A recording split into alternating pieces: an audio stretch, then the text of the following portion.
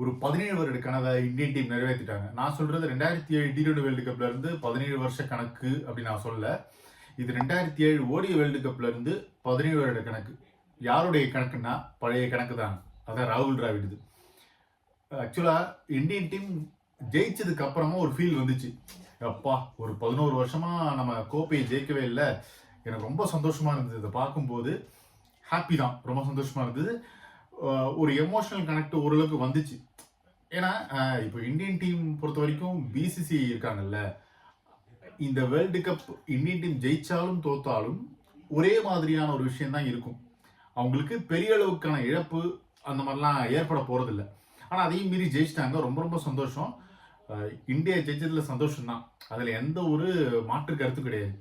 ஆனால் ஒன்ஸ் ராகுல் டிராவிட் கையில கோப்பை வந்ததுக்கு அப்புறமா ஒரு எமோஷனல் கனெக்ட் வந்துச்சு பாருங்க.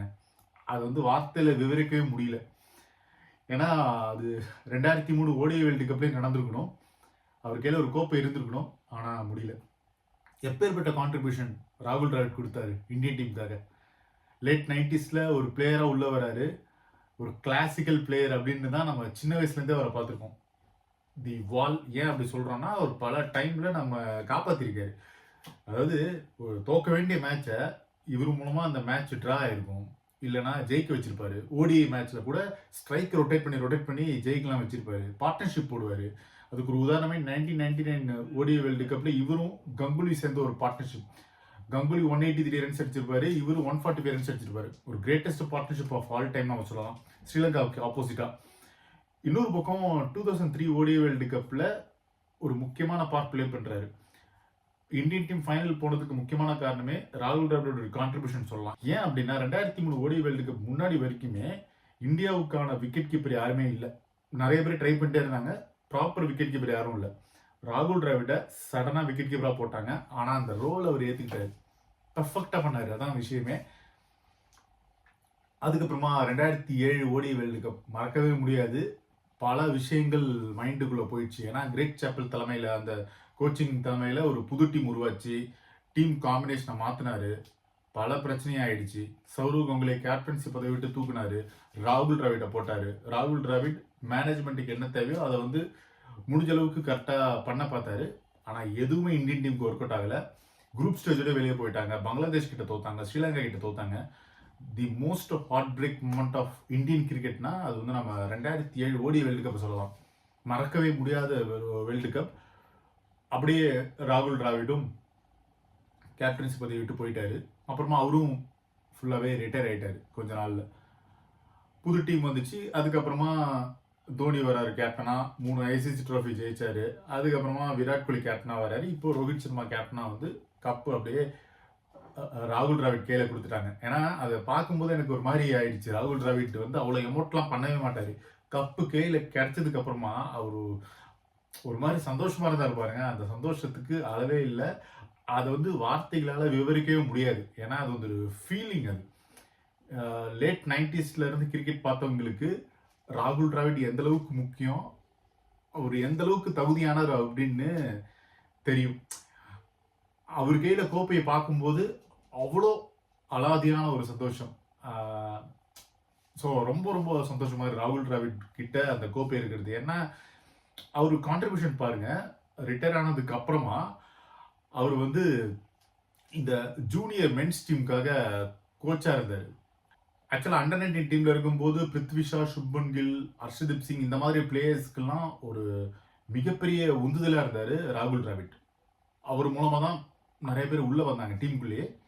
அதுக்கப்புறமா நேஷனல் கிரிக்கெட் அகாடமியில ஒரு முக்கியமான பார்ட் பிளே பண்றாரு, ஹெட்டா இருந்தாரு. பல பேருடைய இன்ஜுரி ரெக்கவரிக்கு அவர் ஒரு முக்கியமான காரணமா இருந்திருக்காரு.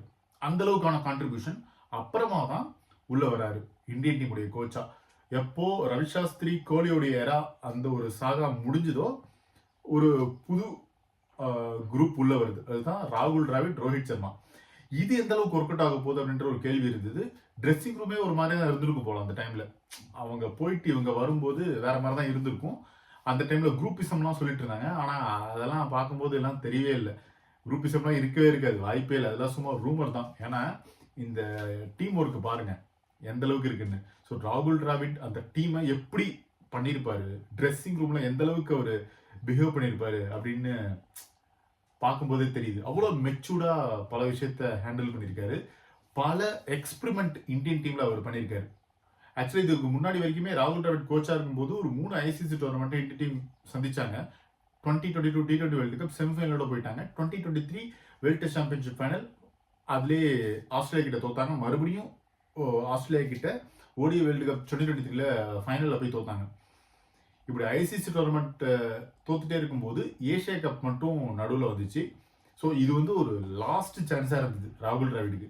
அவர் கையில் ஒரு கோப்பை இருந்தே ஆகணும்பா அப்படின்னு நினச்சிட்டு இருக்கும்போது கரெக்டாக அந்த கோப்பையை கையில் கொடுத்துட்டாங்க Indian team. Thank you Indian team. ஏன்னா இந்த மாதிரியான ஒரு லெஜண்டுக்கு நீங்கள் கோப்பை கொடுத்தது வந்து ரொம்ப சந்தோஷமா இருக்கு.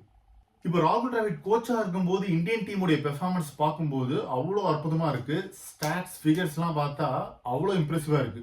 மனுஷன் சம்பவம் பண்ணியிருக்காரு அந்த அளவுக்கு. ஏன்னா ராகுல் டிராவிட் கோச்சிங்ல இந்தியன் டீம் இன்டர்நேஷனல் லெவல்ல பெஸ்டா இருந்திருக்காங்க.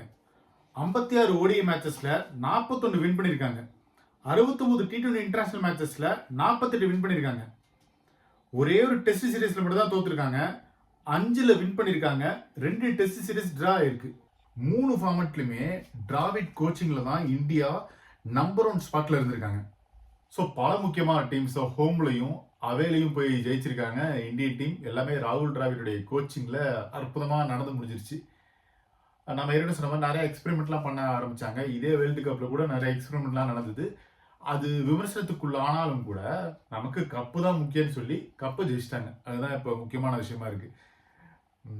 இதுல என்னன்னா அவரை தோல்ல தூக்கி வச்சு கொண்டாடினாங்க இந்தியன் டீம். அதை பார்க்கும்போது 2011 வேர்ல்டு கப்ல சச்சினை தோல்ல தூக்கி வச்சு கொண்டாடினாங்கல்ல, அந்த மாதிரி தான் இருந்தது.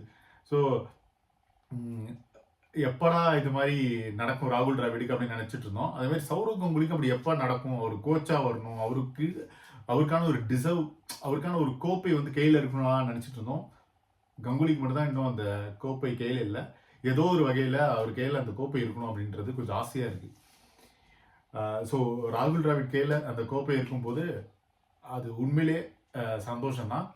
ஸோ இவருடைய கோச்சிங்கில் இந்தியா தி பெஸ்ட்டாக இருக்காங்க அப்படின்றதுல சந்தேகமே இல்லை. இப்போ இந்தியன் கிரிக்கெட் டீம் பொறுத்த வரைக்கும் பல கட்டங்களாக பல இடங்களில் நல்லா பெர்ஃபார்ம் பண்ணிட்டு தான் இருந்திருக்காங்க.